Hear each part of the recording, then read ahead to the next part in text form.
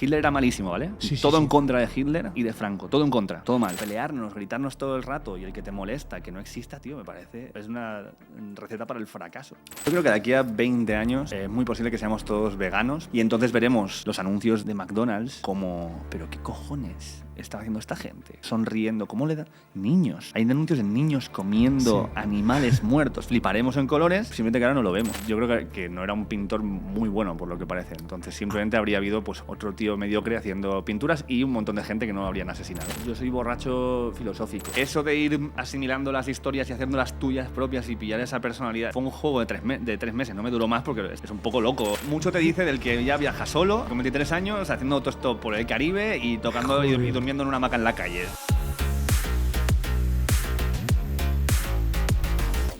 Pues hoy nos visita alguien que diréis, me suena su cara. ¿Y por qué os suena su cara? Porque ha entrevistado a todo el panorama estatal y no estatal de gentes, pero hoy no viene ni como entrevistador, ni sí viene como entrevistado y viene como músico. ¿Sabías que es músico? Que Ricardo Moya ha sacado ya varias movidas y entre ellas la que viene hoy a presentar. Pues sin rayarme mucho más, aquí tenemos a Ricardo Moya. ¡Un aplauso para él! Imaginemos, hay mucha gente, imaginémoslo. Que aplaude ese señor. Debería. Podemos conseguir que aplauda. Se puede conseguir. ¡Bien! Tenemos el aplauso. Lo hemos conseguido. ¿Cómo estás, Ricardo? Muy bien. Gracias por invitarme a este espacio. Pues bienvenido a este espacio. No sé si vienes como en calidad de músico, en calidad de entrevistador, de persona o de filósofo, porque al final yo creo que eres un poco un todo. No sé si nada de eso. ¿Quién es yo? ¿Quién es yo? ¿Quién es yo? Suéltalo. Yo vengo en calidad de valenciano. Ostras, pues has venido al lugar indicado. Sí. Aquí somos solo valencianos. Perfecto. Y que tenemos una cosa curiosa y es que no nos gusta vivir en Madrid. ¿No te gusta vivir en Madrid? No me gusta vivir en Madrid. ¿Por qué? Porque hay mucho madrileño. No. Claro, tienes un problema. No. O sea, porque soy muy de pueblo. Yo soy de montaña Xixona, montaña con vistas al mar. Hombre, Entonces, es que Xixona es muy bonito. Entonces eso aquí me genera un poquito de ansiedad. ¿Tú cómo te llevas? Porque veo, escuchando tu disco, Sí. me vienen muchas dudas existenciales, me viene un ambiente que muy cómodo, muy cálido, pero eso, con muchas dudas que empiezan por saber quién eres tú mismo. ¿Quién eres? Pues, ¿Lo has averiguado? Claro, esto es todo lo que llevo quizás los últimos 2-3 años de curro personal, yo, de introspección con mi cabeza y con mis cosas, con búsquedas de narrativas que no tengan que ver tanto con un definirte desde la ideología, desde la creencia o tal, sino desde más desdefinirte. El hecho de decir cuánto de tu experiencia o de lo que tú vives en esto que llamamos la vida es realmente una creación tuya o simplemente algo que está pasando y que tú eres más un espectador que un creador de esas cosas, ¿no? Entonces, por eso el tema ese de quién es yo en la primera canción, que es, al final, si lo que yo como en realidad está creado de cosas que no son yo y en mayor parte de agua. Si mis células están creadas también en mayor parte de agua y van cambiando cada X tiempo, si soy muchas bacterias por proporción a estos que soy, o sea, en realidad, ¿qué narices soy? O sea, si mis ideas no son mías, si vienen de mis familiares, del entorno en el que he vivido, si hubiera nacido en otro país sería otra persona absolutamente diferente y estoy seguro de ello, que esto que yo llamo yo, ¿cuánta realidad, en realidad cuánto de eso tiene agencia mía realmente o cuánto es un accidente que yo estoy presenciando? Entonces eres un generador de preguntas y no tanto de respuestas. ¿Has sabido entonces, o sea, te llegas a responder a esas preguntas? No, y creo que no hace falta. Creo que tenemos estamos en una sobredosis de respuestas de esto es así, así. Y me parece que las preguntas son siempre mucho más interesantes. Las preguntas interesantes generalmente tienen respuestas muy decepcionantes. Porque las grandes preguntas, ¿no? De esto de estar vivo, ¿qué quiere decir? ¿Qué pasa cuando me muero? Da igual la fe, la creencia o la idea que abraces, siempre es incompleta y siempre es insuficiente. Es en plan de, pero es esto y ya está, no puede ser otra cosa. No, dentro de este pensamiento solo puede ser esto. Pues no sé, vale, pues gracias, pero quizás no me tengo que conformar con una respuesta. Quizás me sigo quedando con la pregunta y a partir de ahí avanzo un poco más. Entonces, ¿tiene sentido el póster que tienes que devolver de David Lynch? Tiene mucho sentido dentro de las canciones porque te gusta cómo acaba David Lynch en la vida. Bueno, David Lynch es fantástico porque me encanta que en Mulholland Drive, cuando hizo Mulholland Drive y le preguntaron en una entrevista ¿qué quiere decir que sale 2 veces la misma actriz haciendo de 2 personajes distintos y cómo termina? Y él le dice, ¿qué cree usted que quiere decir? Y dice, yo creo que está reflejando la dualidad de una persona y tal y cual. Y dice, fantástico, es eso. Y alguien le dice, pero yo pensaba que en realidad lo que quería decir era como que es un flashback anterior. Y dice, muy bien, lo has entendido perfectamente. Y dice, Hijo de puta. pero tiene que ser alguna de esas cosas. Y él dice, bueno, o no, o sea, ¿por qué tengo que responderte si tú ya te has dado una respuesta? Si quizás lo que yo quería hacer con esa película, ¿no? Dice él, es generarte esas preguntas. Pero ¿por qué tengo la necesidad de tener que responderte? Y me mola mucho esa parte de Lynch, que era como, ¿sabes? Pues... Joder, es que a mí me Vuela. explota la cabeza. Un tío en una cafetería hablando de que ha visto a otro de pie, salen, ven a un monstruo y dices, ¿qué cojones, tío? Pero Ya bueno, está pero, por ejemplo, yo qué sé, tú no le preguntarías a un mago ¿por qué has hecho, cómo lo has hecho el truco? A no sé qué quieras aprender magia y entonces vale. Pero yo no se lo preguntaría jamás porque lo que mola es que me hayas engañado y yo no lo sepa. ¿Por qué tienes que preguntarle a alguien qué significa tu cuadro o qué significa tu película? Pues yo qué sé, chico. Yo he hecho esto. Tú ya está, tú completa tú. ¿Sabes? A mí me gusta cuando la gente explica sobre las canciones y sobre lo que hacen, si quieren hacerlo, pero que no quiero que tengas la obligación de hacerlo. y en tu caso, bueno, sabemos que vamos a morirnos. Entonces, ¿por qué haces música si Habla por vamos ti a también, morirnos? ¿eh? Habla por ti. Sí, sabemos. Primera del plural. Yo no lo sé. Tú no lo sabes. Yo tengo una sospecha. Sí, vale. Joder, es que a mí hay una rayada que me viene siempre. Yo de adolescente pequeño quería también tener un grupo de rock y ser eterno. O sea, estaba obsesionado con ser eterno. Y luego pienso, si quedan 40.000 millones de años de humanidad y va a reventar todo, nadie se acordará ni de los Beatles. Entonces, ¿qué sentido tiene ser eterno? Entonces, ¿tú haces las cosas por quedar en la posteridad? ¿Tú las haces para estar en paz contigo mismo? Yo creo que mucho de lo que hago, tanto en el programa como en hacer música y tal, son ejercicios para intentar entenderme un poco a mí y entender un poco dónde estoy. Creo que en las entrevistas es más traer ideas distintas, traer formas de ver el mundo distinto para tener la imagen más completa que pueda de algo. O sea, nunca llegando a la objetividad porque es imposible, ¿no? Porque tú estás viendo todo a través de esta subjetividad. Claro. Pero me interesa mucho, creo que la curiosidad, tío. O sea, tener curiosidad por un poco todo. Y la música me parece que es una curiosidad sobre mí, que muchas veces escribes y tú si has hecho música, lo sabes que te pones a... no, tú has hecho música. Sí. Entonces te pones a escribir o a hacer algo y si te pones a escribir, a veces es un año después o 2 años después que vuelves a escuchar la canción y dices, hostia, quizás aquí estaba hablando de esto. Y no me he dado cuenta, o sea, como que me parecía que esto iba, ¿sabes? Y me moló la letra y cómo sonaba y quedaba guay. Y estoy hablando de esto que me estaba pasando, que me estoy dando cuenta ahora. Y a veces a mitad de una canción la estás haciendo y dices, coño, espérate, que pienso esto sobre esto y que no lo sabía. ¿No? Y a veces en una entrevista me ha pasado el decirle a alguien, pues, esto que tú dices es muy interesante, a mí me pasa esto. Y en ese momento haciendo una reflexión que digo, fíjate, no sabía que pensaba esto, sobre esto. Y entonces de momento lo pienso. Es un ejercicio de curiosidad. Qué bueno. Claro, ahí sucede un poco. Tengo la sensación como cuando viene el último que tuvimos en Cañas y Barra, que es Paco Tous. Se lo decía antes a tu compañera que viene Paco Tous a presentar su nueva película y es inevitable no pensar en Los hombres de Paco o en La casa de papel. Entonces, que persigue ese grande éxito que a veces tapa otro tipo de trabajos o de talentos. En este caso, a ti el hecho de que te persiga el ser conductor de un programa de éxito como El sentido de la birra y que pueda haber opacado el lado de artista, así ¿a ti te preocupa? ¿Te molesta? No, me ocupo, o lo intento, o sea, es normal. Al final, cuanto más te ve alguien haciendo algo, más te identifica con eso que tú haces. Lo que estoy intentando es ocuparme pues ofreciendo más de lo que venía haciendo. Que es que yo también paré de hacer música porque empezó a funcionar muy bien lo de las entrevistas, era algo que me apasionaba y me sigue apasionando, me gusta mucho, pero requería de una parte de mi tiempo increíble porque no tenía equipo, no tenía nadie detrás, lo hacíamos con 2 personas, éramos 3. Entonces, a la medida que he ido liberándome del tiempo que te quita no tener un equipo por tener un equipo, Claro. he podido invertir más tiempo otra vez en lo que a mí realmente me ha gustado de toda la vida, que es hacer música. Entonces también entiendo que la gente necesita un tiempo para entenderte en ese lugar en el que no te han visto durante más ocasiones.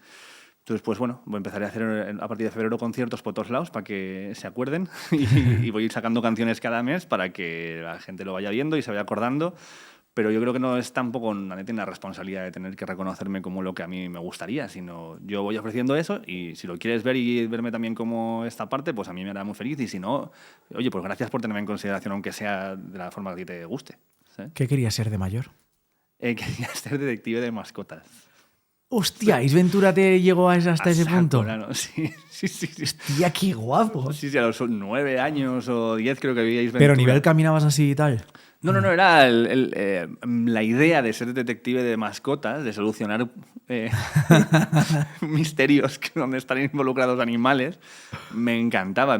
Hasta tenía un pequeño maletincito así de plástico con una lupa y con polvos de talco y cosas así. Me montaba yo mis investigaciones en casa de mis abuelos. Pero luego me enteré que, fíjate, que no existe. Que ese trabajo no es real. ¿El devenir de la vida te ha llevado alguna vez a tener que investigar algo vinculado con animales? No. Jamás, nunca. Me jode mucho, la verdad, porque es un sueño por cumplir. Entonces, sí. O sea, que eres una persona que ha jugado mucho. Sí. Jugar y... Mira, mola, esto ya suena ya a señor Carca, pero yo recuerdo lo que era jugar con objetos, con muñecos, que te montabas ahí tu peli. Y a mí eso me parece una fantasía que todavía veo a los hijos de mis colegas y tal, que les mantienen esta movida y que la tablet está para los momentos, ¿no? Y la tele también. Pero que siguen teniendo esto de los muñequitos, juego, sí. Eso es increíble. El jugar a eso, los juegos de escondámonos, los juegos de... Yo fui monitor de tiempo libre también de chavales durante mucho tiempo y había un juego que era encontrar al zorro, y el zorro era un tipo que se escondía en el monte y íbamos de noche, todo el mundo con linternas, pegando sustos, tal. A mí esto me parece lo mejor. Lo mejor que puedes hacer en la vida. Además que un juego, un juego crea conexión y crea comunidad y crea, ¿sabes? Como el otro es algo divertido. Y claro, eso me parece que a veces se nos olvida mucho. Es guay, o incluso en mi caso yo soy hijo único, entonces el juego con uno mismo también generaba de alguna manera creatividad. A mí una de las cosas que me flipa del lenguaje, sí, en inglés y en francés, play o jouer es lo mismo, es interpretar, es tocar, sí, es jugar. En castellano sí tenemos, y en valenciano tenemos tres cosas diferentes, sí, pero sí que es verdad que el que juega mucho tiene luego la capacidad de jugar, o sea, de actuar y también de interpretar, de tocar. Que me parece que el juego activa muchas cosas distintas. Primero es la proactividad o el hacer cosas más allá de lo que se le ha dicho, porque si tienes que esconderte, pues busca tú dónde te escondes, ¿no? Si tienes que asustar a alguien o tienes que disfrazarte de algo, hay una parte que te está pidiendo de ti que pienses. Y luego desarrolla tu creatividad muy fuerte, pero luego además también creo que es como, ¿sabes? Como... Igual que los animales se muerden y están jugando realmente, pero se están preparando para posibles situaciones de adultos de agresión, que es el juego de los leones, ¿no? En realidad es hacer una falsa pelea, pero eso les está preparando para algo. Yo creo que los juegos nos preparan para gestionar la frustración, para saber cómo perder, saber cómo ganar, que también es importante, saber cómo actuar con el que no ha ganado. Y saber, sobre todo, crear una dinámica donde todos tenemos una parte relevante dentro de esta. O sea, que el árbitro es importante. Es importante meter un gol, pero también es importante que haya alguien que, si algo está saliendo mal, diga, chicos, paramos, que esto no se puede. O sea, como que te prepara un poco para cosas. Ahora, joder, has abierto un melón raro y es el que acaba siendo árbitro que quería ser de mayor. A lo mejor árbitro, ¿eh? Sí, o sea, claro. Porque es como... Eso es, yo pienso, ¿son gente que quería ser futbolista y no eran buenos? Porque normalmente era habitual que te vas de portero, pero me parece... Joder. No, mi cola había un chaval que él era árbitro en los partidos y le molaba mucho. Y eran mucho mejor los partidos en los que estaba este chaval haciendo de árbitro que los que no. Porque los que no eran en plan de ¿ha sido falta? No ha sido falta. Y si estaba era como en plan de falta y punto. Y luego ya si quieres le gritas a él o le dices, luego antes le dices que le vas a dar parte del almuerzo para que te haga la vista gorda, pero bueno, ahí está. ¿Sabes? Ya se estaba jugando a hacer triquiñuelas. Ese del almuerzo es eso. Acabó siendo un conseller en la Comunitat Valenciana.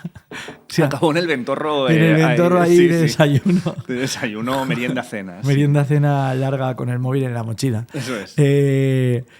Quería preguntarte en qué momento, claro, yo sí conozco esa parte tuya de entrevistador y quiero conocer tu parte de músico. ¿En qué momento te pica la curiosidad por la música? Uh-huh. Porque has sido siempre ese camino que nunca querías abandonar, Más allá de que hayas encauzado otro tipo de caminos también por el camino, valga la redundancia. Sí, para mí siempre, o sea, música siempre. Primero porque mis padres tenían un bar que era el bar de los rockeros, los heavies, los punkis de allí de Burchasot, de mi ciudad. Yo soy de Burchasot. Sí.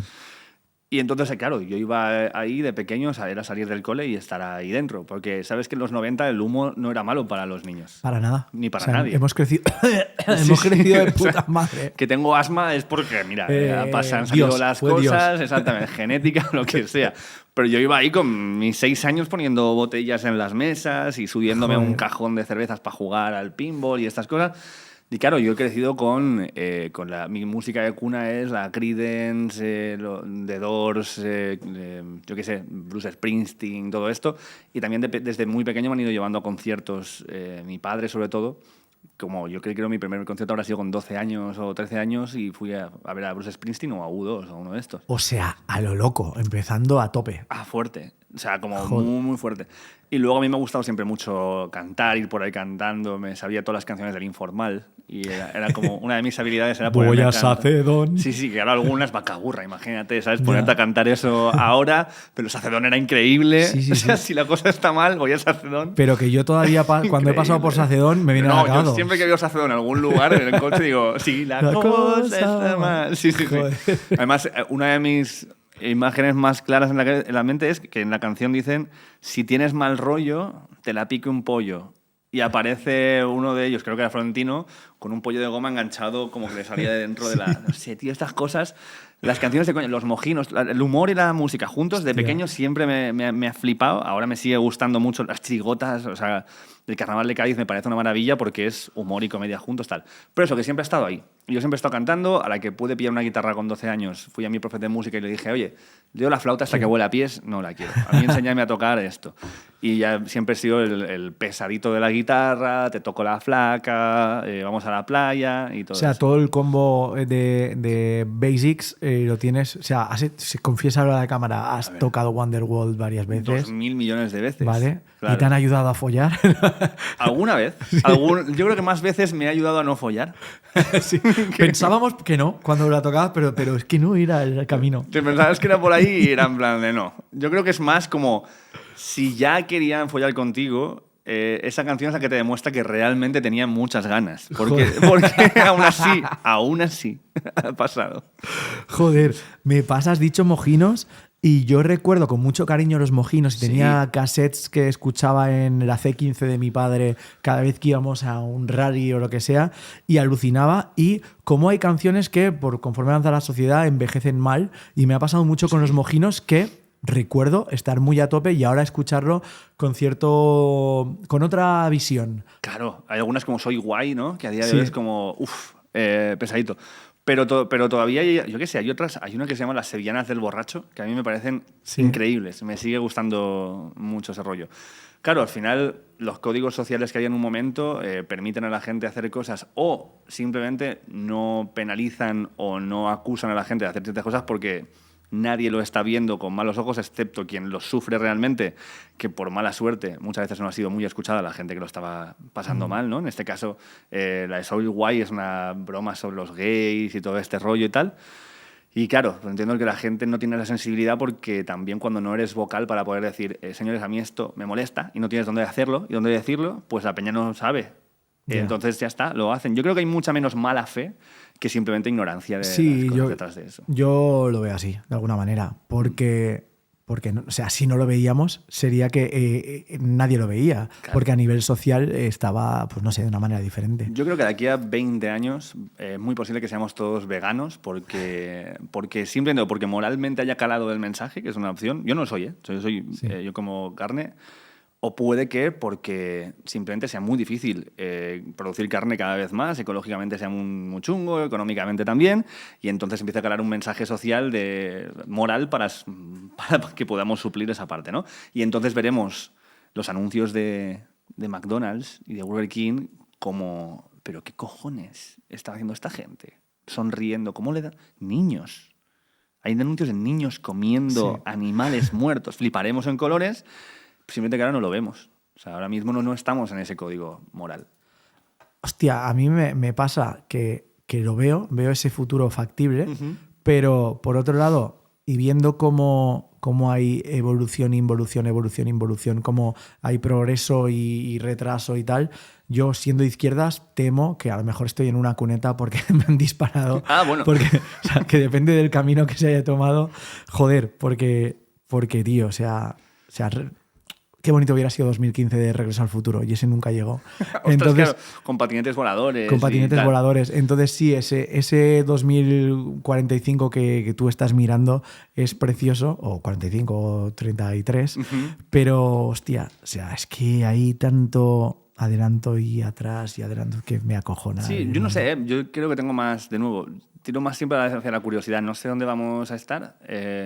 Yo siempre, el otro día hablándolo esto con Leiva, decía que yo me considero un pesimista con esperanza. O sea, yo creo que pueden pasar cosas terribles, pero tengo esperanza de no estar dando ni una en mis predicciones. O sea, entonces yo, ojalá, esto que te digo de la carne no es un deseo, es donde creo que puede llegar a ir la cosa, por lo que veo, y lo entenderé perfectamente. Y si alguien nos critica en ese momento, de decir, pero es que hay una foto tuya en 2015 comiéndote un Whopper, diré, ya, sí, lo siento. En ese momento no era consciente. No estaba mal ahí. Claro. Joder. Yo, o sea, he leído que en algún momento has dicho a quién te faltaría entrevistar o quién te gustaría entrevistar. Me mola que...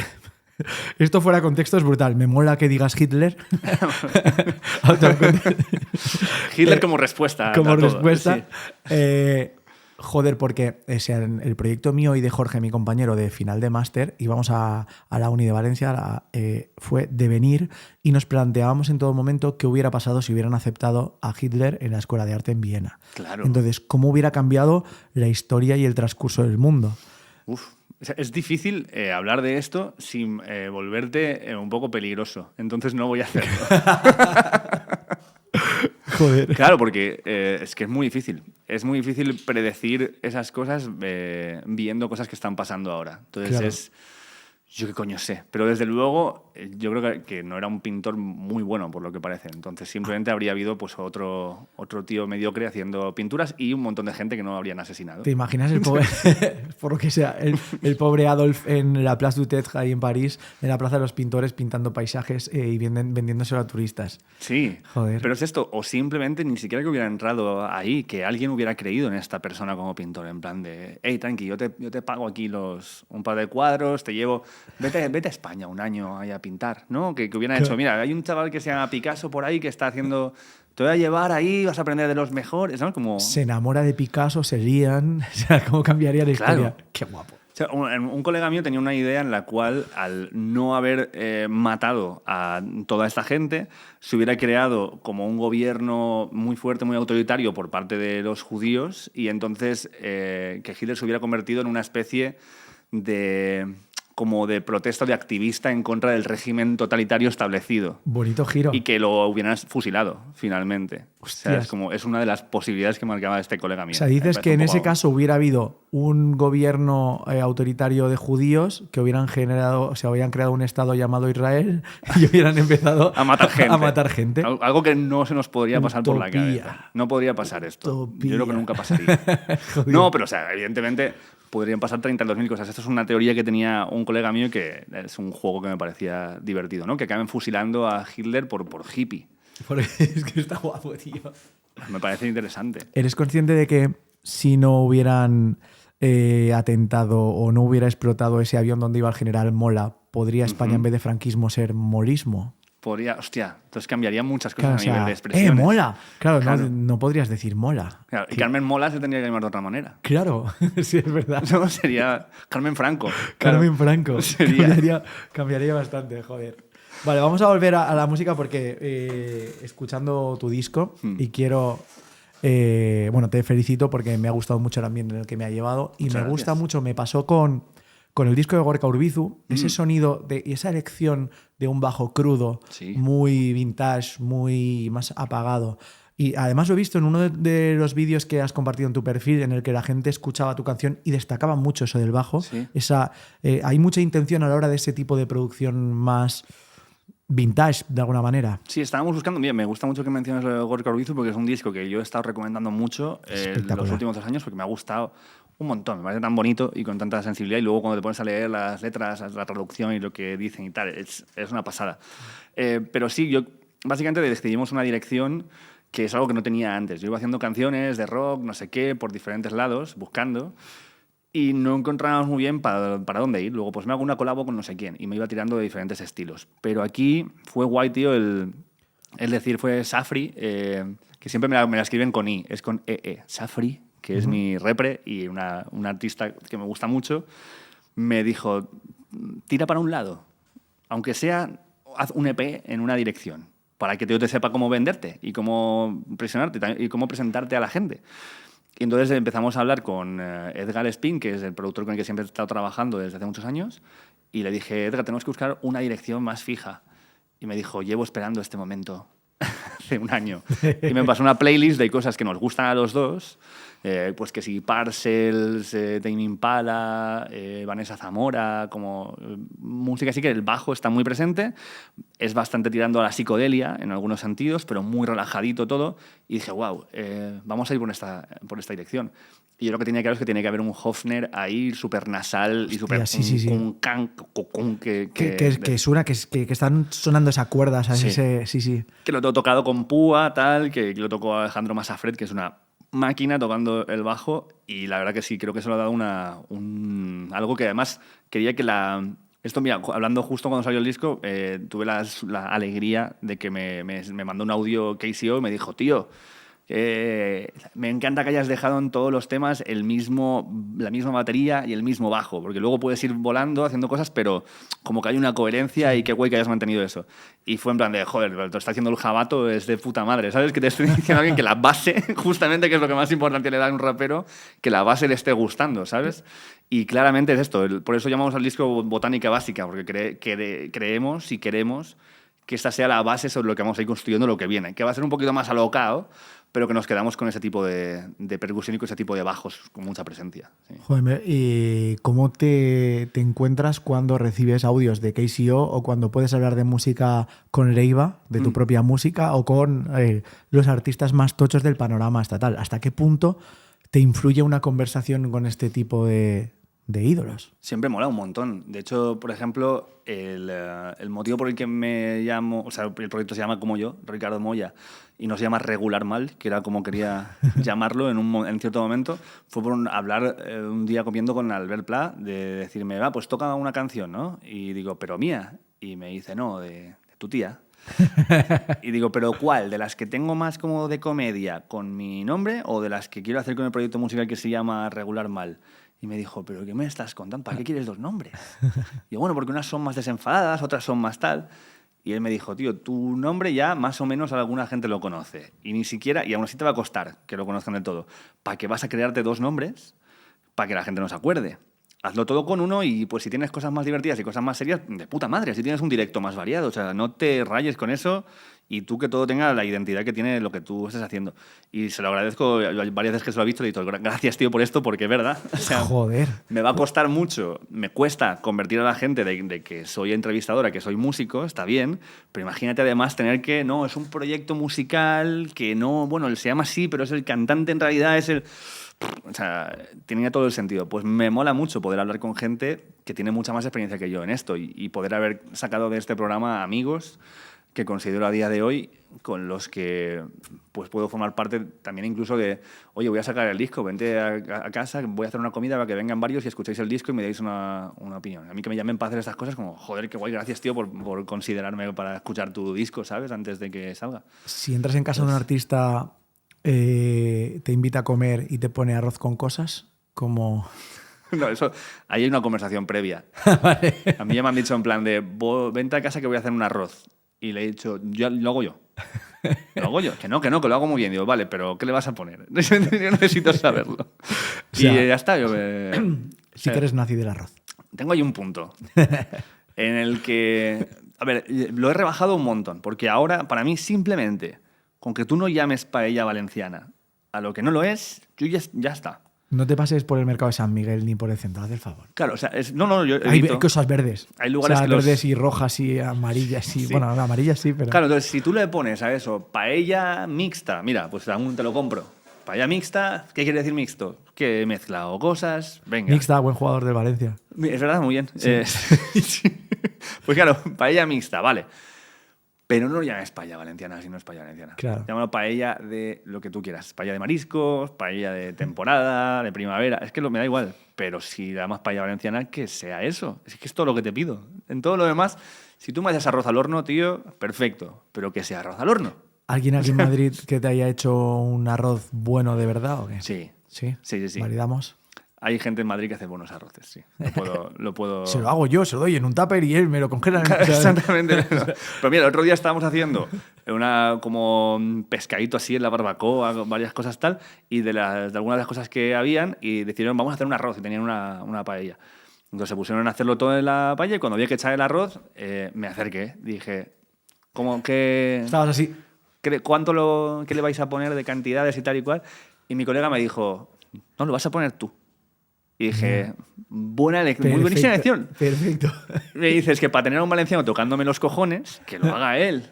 Y que así vamos a estar contentos todos. Digo, si es que es así, eso es lo que tendrías que hacer. Eso es lo Porque que si no tienes te que hacer. empezaría a picar la cabeza, dirías, Claro, mierda. empezaría a decir, no, pero es que hay más agua.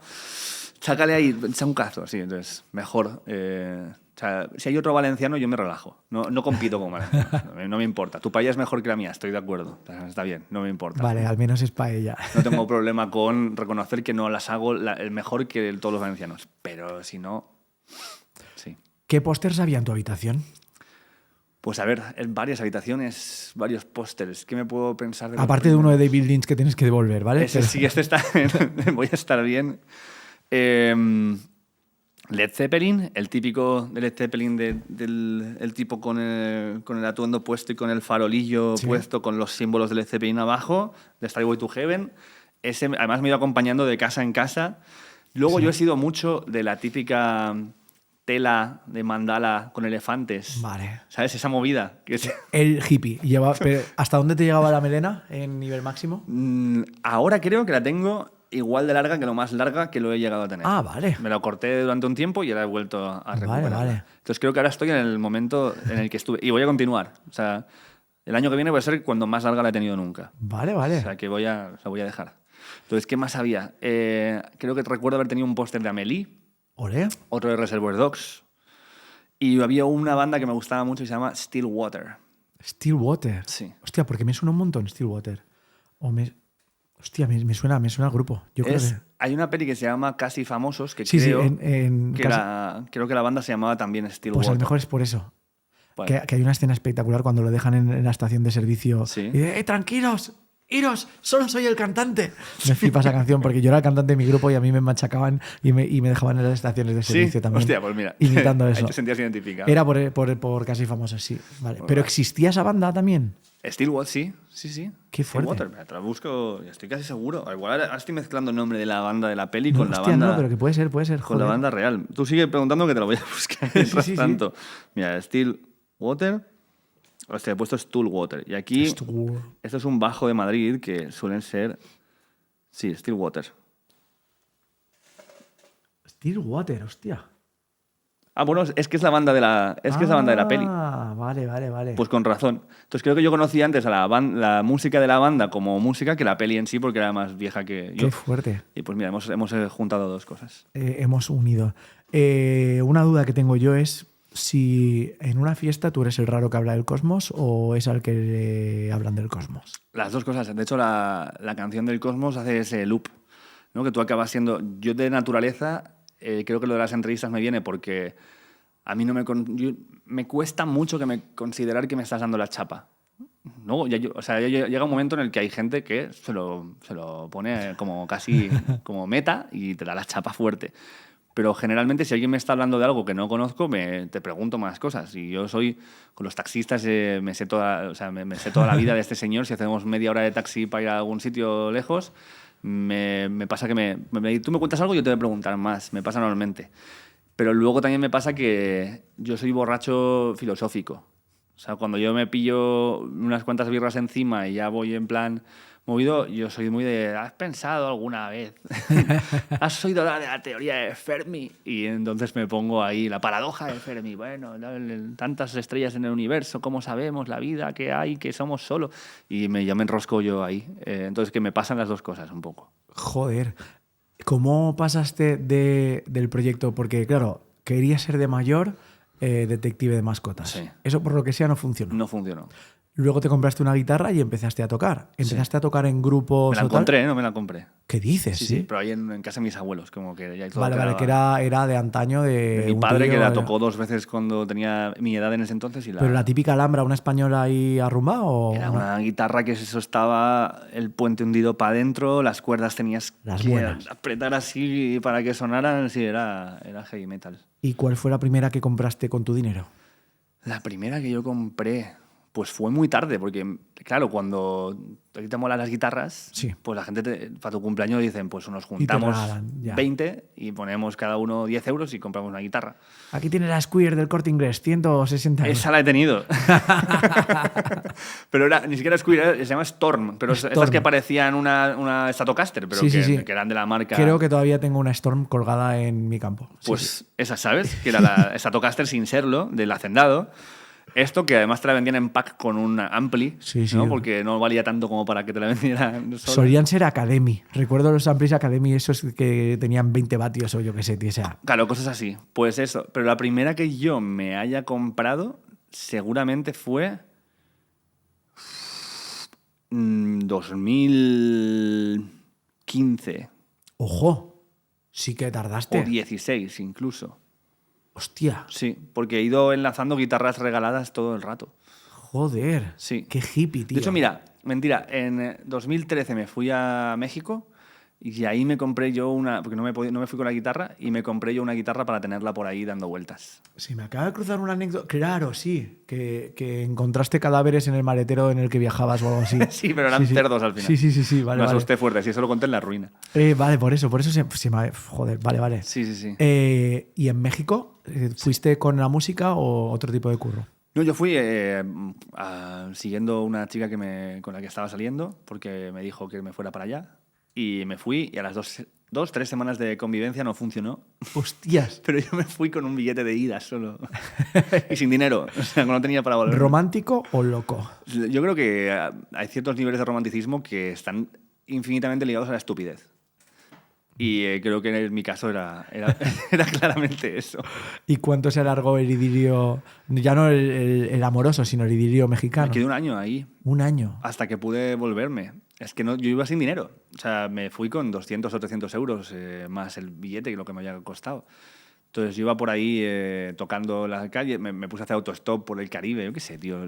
Cosas que no haría más, pero... Sí, no es el lugar donde... Pero me alegro de haberlas hecho. Sí. No lo volvería a hacer, no lo recomendaría. Pero me alegro de haberlo hecho. Pero ¿sabes por qué? Porque estás vivo y lo puedes Exactamente, contar. estoy vivo y entero. Claro. Pero, joder, fue intenso, interesante y tal. Sí. Entonces eso, México para mí fue como una especie de bautismo de la vida real. De estar, o sea, yo vivía solo desde los 17, 18, algo así, compartiendo piso, lo que sea, pero creo que aquí estamos muy a salvo en Europa en general, pero en España absolutamente, ¿no? Como hay muchas leyes regulatorias, mucha seguridad, aunque luego quien quiera te quiera vender la narrativa de que esto es básicamente un país en guerrilla y que la calle es hiper peligrosa y que hay ciudades donde te van a robar todo. Sí, loco, te van a robar en todas las partes del mundo, pero ya te digo yo que la seguridad que hay aquí no tiene nada que ver con llegar a un país donde es ¡suerte! ¡Hala! ¿Sabes? Camina. Yo nunca había visto una pistola en la calle hasta que estuve en México.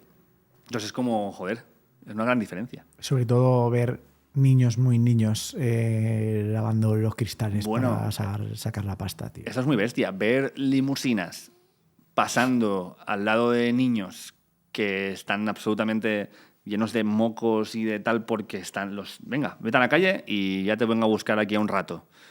Y ver esas cosas a la vez, ¿sabes? De ver una limusina pasando con un niño que le ha intentado dar así...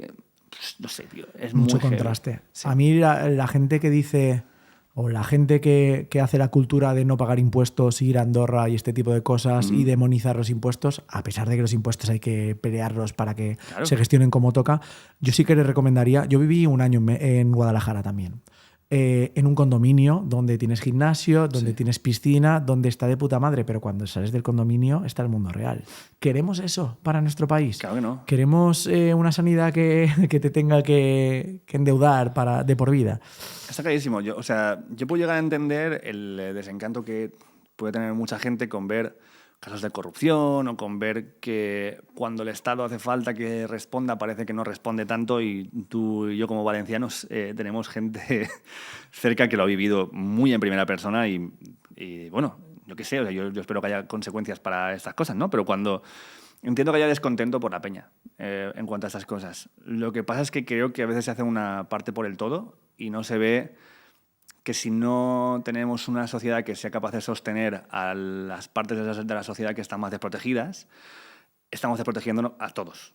O sea, si tú creas un ambiente donde la persona que menos recursos tiene no tiene capacidad de poder salir de esa situación, estás haciendo que pueda potencialmente subir más la delincuencia, que aunque lo quieras ver de forma egoísta, si quieres verlo de forma egoísta es, tío, ayudas a más gente, menos delincuentes y más tranquilo puedes ir tú por la calle. Si lo ves desde la parte más humanitaria o más empática, que es donde me gusta más verlo, es si todo el mundo tiene el rasero de abajo lo más alto posible, todos tenemos una capacidad más alta de hacer cosas. O sea, tú eres tan fuerte como... O sea, una cadena es tan fuerte como el eslabón más débil de la cadena. Si tú ayudas a la gente que lo tiene peor a que esté mejor, todos estamos mejores. Que no me parece que no tiene... Pero yo creo que tenemos una sociedad ahora demasiado individualista, ¿puede ser? Claro. A mí es una de las cosas que me preocupa y me raya más, y parte de lo que estoy haciendo, ya no en esta parte del disco, sino en el siguiente, porque sigo con esta hippieada de cuestionarnos y dónde estamos y qué somos y tal, hablando un poco de lo importante que es el otro. Es que vemos al otro muchas veces como una amenaza o como algo indeseable. Si no estás exactamente en mi cuerda, eres como el mal del mundo y debes dejar de existir. Y es como, chico, no, pero si eso es lo guay. O sea, si lo guay es que somos muy plurales, somos muy variados y aprendemos muchas cosas los unos de los otros, y que enfrentarnos a veces y discutir está guay, es necesario, porque llegaremos seguramente a un sitio muy parecido al que estamos cada uno, pero ya un poco se ha teñido de entender lo del otro si lo hemos hecho bien, si lo hemos hablado bien. Pero pelearnos, gritarnos todo el rato y el que te molesta, que no exista, tío, me parece como es una receta para el fracaso. ¿Y tú crees que el problema con el otro no radica en sí en la ignorancia como tal? Porque, por ejemplo, cuando ahora todo el mundo está hablando de que la culpa de todos son los inmigrantes, que atienden antes a gente con velo en la sanidad pública que sin velo, que si no sé cuántos se están quitándonos el trabajo, que si... Gilipolleces, tío, porque los españoles en sí hemos sido migrantes históricamente en todos los siglos de la humanidad. Bueno, los españoles, desde que somos españoles. Antes esto no era España, o sea, es que es una falta de ignorancia, es estupidez, es... ¿Qué sucede en el mundo ahora mismo? Bueno, primero, ¿Es comodidad? Me parece que es, de nuevo, volvemos a lo que te decía antes, es falta de curiosidad y de querer entender. ¿Por qué? Muchas veces, a mí me pasa en mi programa, traigo a personas que están en contra de lo que piensan otra gente que ve el programa. Entonces, hay gente que viene que es muy radical en sus ideas, pueden estar en la izquierda, pueden estar en la derecha, puede ser gente que ha pillado un extremo del feminismo que hay quien lo considera muy excesivo, puede ser gente que es de una derecha muy combativa y muy pesada, ¿no? Como Bertrand Endongo o cosas así. Sí. Entonces, claro, cuando viene esta gente, una de las cosas que se suele decir es: te estás blanqueando a esta persona, estás blanqueando a esta feminazi, estás blanqueando a este nazi de derechas, ¿no? Y lo que creo que pasa no es que lo esté blanqueando, es que la imagen que tú te has creado de esa persona es una caricatura. No es una imagen real, porque no corresponde a la profundidad que tiene una persona en el plano real. Entonces, cuando le ves hablar, argumentar y que ves que tiene ciertas debilidades y ciertas necesidades que son muy parecidas a las tuyas, te crees que lo que estoy haciendo yo es crear esa imagen ficticia de esa persona. Pero la imagen ficticia es la que está en tu cabeza sin conocerla. Al conocerle como persona y al ver lo que hay detrás, estás viendo que es más complejo y que no solamente es esa caricatura. Entonces creo que nos estamos mucho empeñando en solo ver la caricatura, en no ver la persona que hay detrás, no ver la humanidad que hay detrás de todo lo que está pasando, para crear simplemente discursos que nos hacen sentirnos muy a gustos y muy cómodos con tener la verdad y la razón moral sobre todas las cosas. Y como tenemos un grupo que nos lo valida y nos hace parte de ese grupo por denunciar lo otro, entonces se refuerza mucho más.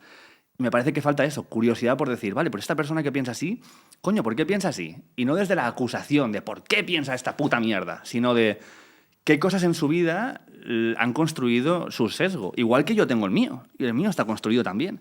Pero si tengo curiosidad por el otro y soy capaz de ver cómo se crea el sesgo del otro, quizás también me doy cuenta de que el mío está creado y también puedo luchar contra él. Entonces, eso es un poco lo que me parece que estamos en ese lugar. Y entonces, para mí no hay tanta diferencia entre decir todos los inmigrantes son unos ladrones, unos asesinos y te roban, a decir que todos los hombres son criminales solamente por existir y potencialmente son unos violadores, o a decir que el que no está de acuerdo con movimientos sociales es facha, o todo el que no es conservador respeta la religión y la patria española y quiere que España sea Venezuela. Es que me parece que son imágenes absolutamente desnortadas que están muy empujadas al cliché y a lo fácil para poder crear enemigos. Y es que no nos hacen falta esos enemigos. O sea, al revés, lo que nos hacen falta es tender puentes, acercarnos, escucharnos y querernos un poco.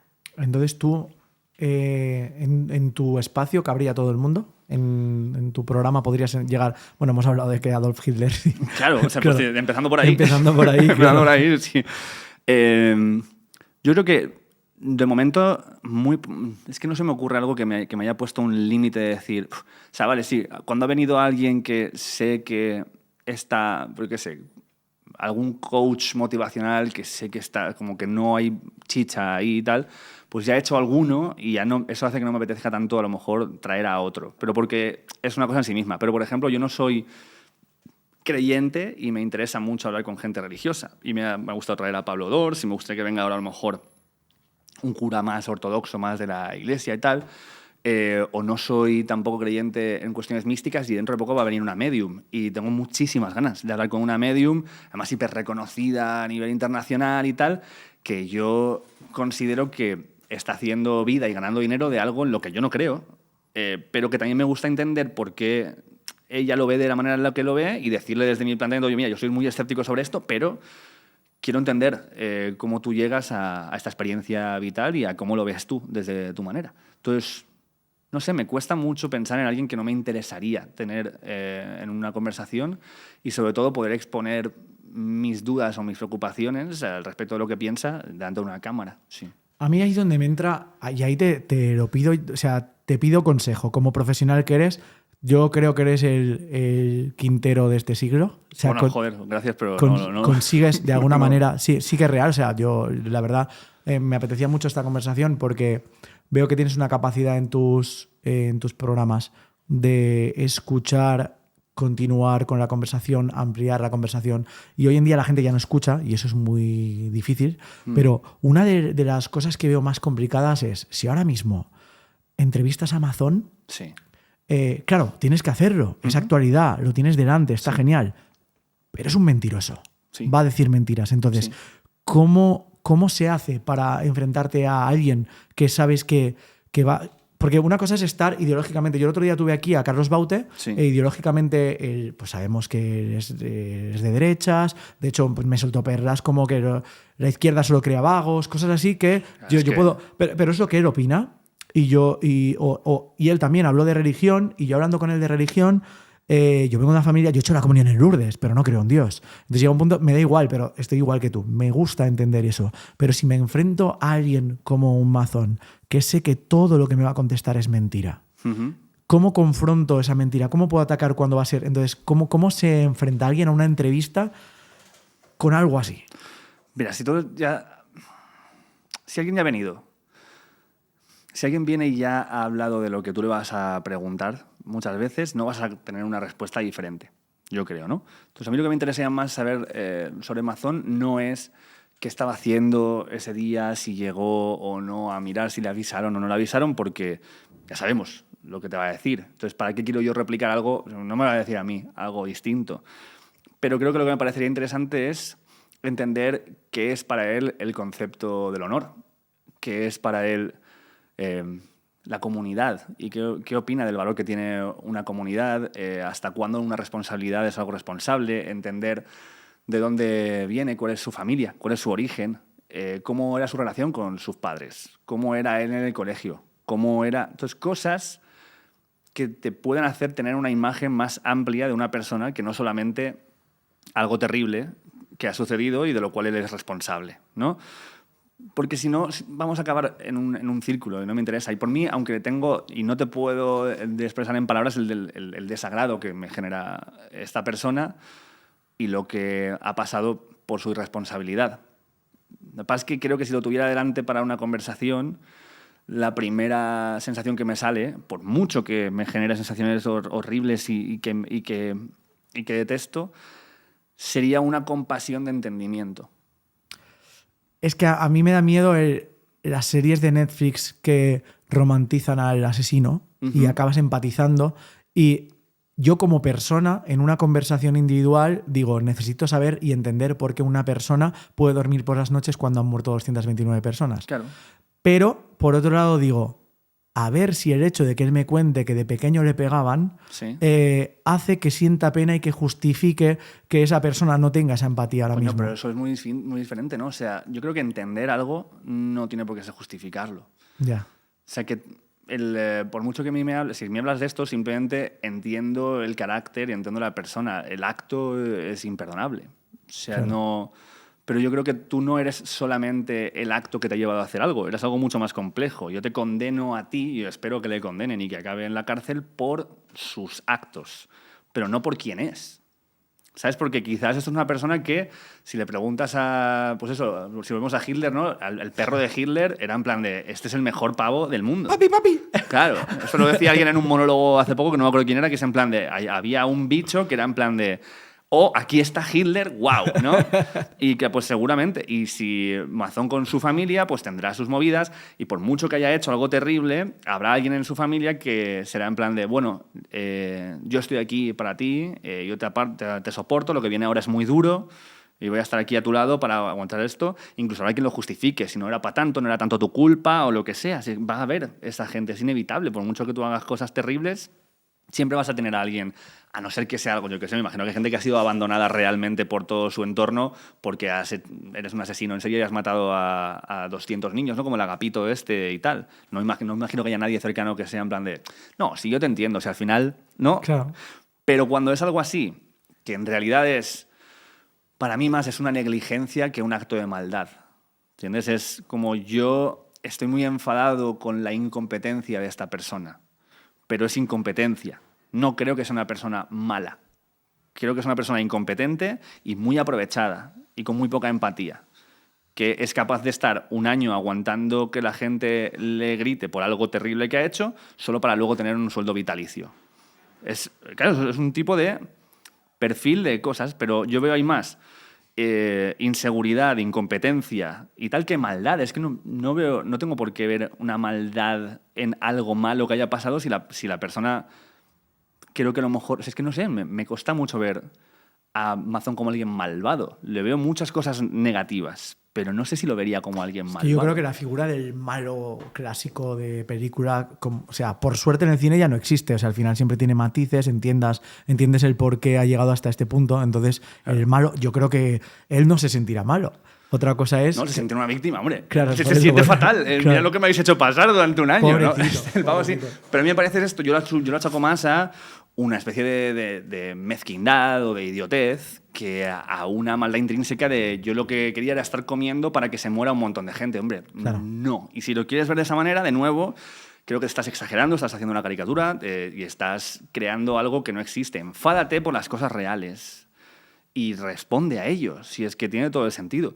Pero si desvirtuamos las cosas para que sean el mal más malo de todos, para que encaje en mi relato, entonces ni siquiera estoy haciéndole honor a mi propio, a mi racionamiento y a de dónde saco las conclusiones para lo que llego. Entonces este señor tiene que, para mí, ir a la cárcel porque igual que alguien en una operación hace una negligencia y se muere alguien, tiene que tener unas repercusiones legales si el problema ha sido en parte por su inoperancia, clarísimamente.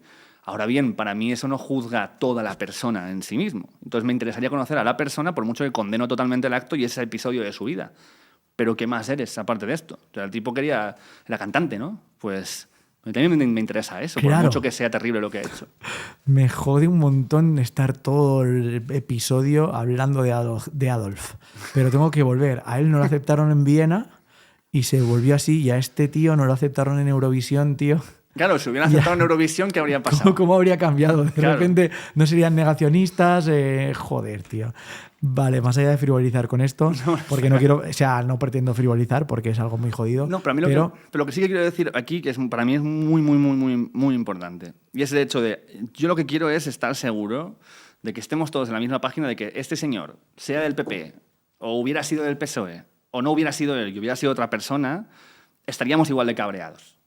¿Entiendes? Independientemente actuando tal que así. Actuando de la forma en la que ha actuado y con el mismo Claro, resultado, a mí me da igual de dónde vengas, de quién seas, tal. Esa acción es imperdonable y eso tiene que tener una condena social, ¿sí?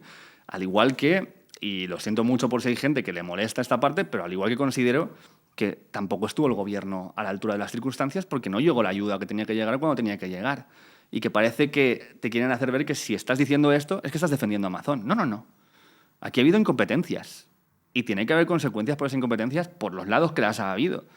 Pero es que parece como que tienes que estar o con uno o con otro y que si se va... O sea, eso de aplaudir a Amazon porque... ¿Qué cojones es, tío? ¿Qué haces aplaudiendo a este pavo que en el mejor de los casos no ha hecho bien su trabajo? Es que no sé, o sea, no entiendo esto. Sí, sí. Y el otro, es que no sé, tío. Una polarización extrema ahora Claro. mismo de que todos tienen que tener un equipo y ya está. O eres el del Barça o del Madrid o si no... Juzguemos las acciones, tío. Si las acciones se hablan. Hay actos, hay cosas, está todo registrado. Mira lo que hay, lo que ha pasado, quién ha dicho quién ha hecho qué. Y ya está. Y está... O sea, no pasa nada porque estés en contra de una cosa que ha hecho alguien a quien apoyas en lo demás. Pero puedes ser crítico con la persona. O sea, tú puedes ser hipersanchista y puedes decir, este tío no está a la altura de las circunstancias de lo que su pueblo necesitaba. Y ya está. O sea, y puedes seguir creyendo, pero ya tienes un matiz a la hora de juzgar a esta persona. Es que para mí los hipersanchistas que no puedan ver que seguimos teniendo un problema de vivienda enorme, primo, tío, espabila. Claro, no. Es en plan de... ¿No? Y que te salgan ministros diciendo... Estaría muy bien, habría que solucionar lo de la vivienda. Hostia, quizás alguien que, como tú, podrías hacer algo... Joder, es que es un problema, ¿eh? No, vamos a poner un número para que llames a quejarte. Claro. Ah, guay, muchas gracias. Voy. Coño, tío, ¿sabes? No puedo ser de izquierdas y criticar acciones que hace la izquierda que considero que no son buenas. ¿Qué sentido tiene eso, tío? Sí. ¿Que es absurdo? Pues ahí estamos. Me parece curioso, entonces, ¿tú crees que tu capacidad de escucha y habla... Estamos llegando ya al final, tranquilos, estamos llegando. Vamos a avisar a todos. Miriam, sí, todo el mundo. ¿Estaban nerviosos o qué? No. O sea, porque yo estoy tan a gusto que me pediría otra cerveza cuando soy yo el que me la sirvo. ¿Vale?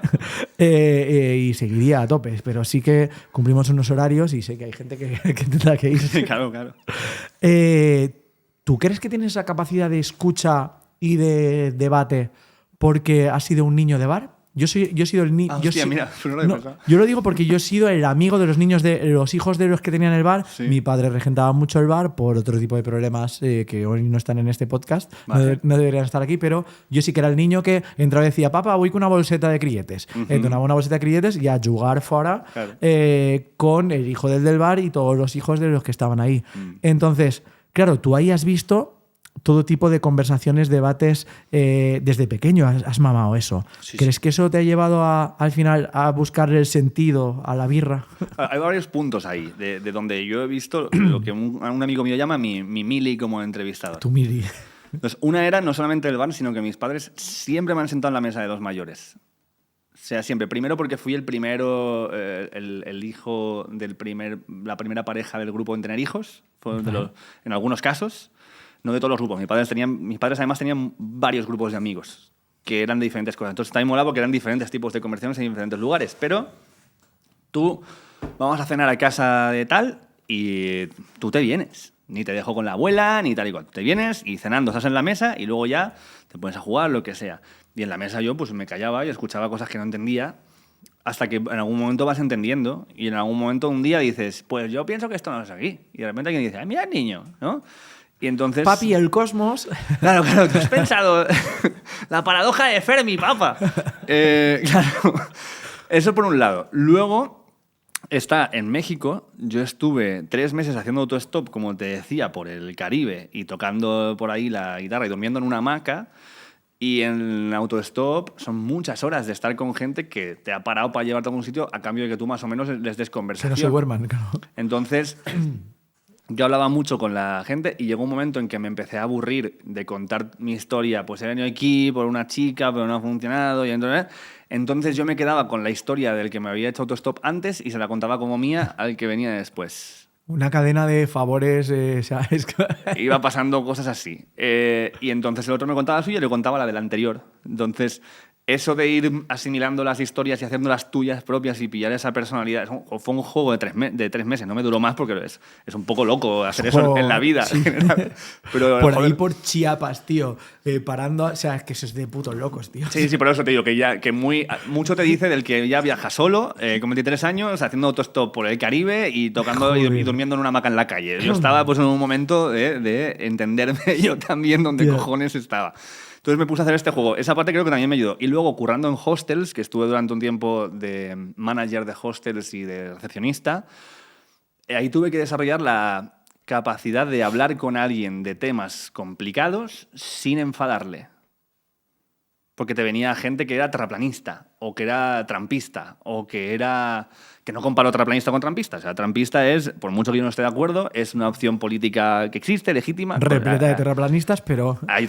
Que los hay. Pero quiero decir, no quiero ponerlos al mismo nivel porque una cosa es una elección política, otra cosa es una creencia en algo que no está sustentado, ¿no? Pues hablabas con gente así, o los chemtrails que te están envenenando los aviones y esas cosas.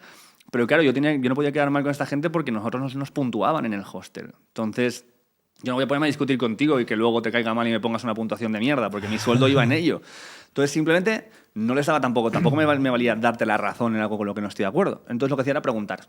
Y repreguntaba hasta que o yo entendía mejor el punto en el que la otra persona estaba y entonces mi prejuicio se iba y podíamos dejar de hablar de esto porque alguien podía estar a favor de las armas, ¿no? De la tenencia de armas y tal, que está muy marcado en Estados Unidos, algo que yo no quiero para España, por ejemplo, ni me gustaría vivir en un país donde esto pase, pero puedes llegar a entender por qué para alguien incluso liberal, incluso de la izquierda de Estados Unidos, es importante las armas desde su justificación, al igual que ahora yo soy antitaurino y no me gusta nada, pero hace poco conocí a un torero que considero que es colega, porque he hablado con él varias veces, y ahora puedo llegar a entender qué es lo que hace a un torero sentir lo que siente cuando va a torear, y algo que a mí me parece hiper mal y horrible y que sé que sufriría si lo veo, pero entiendo la narrativa que él mismo se da, porque la que tú le das es que eres malo y eres un hijo de puta y ya está, pero no es tan simple.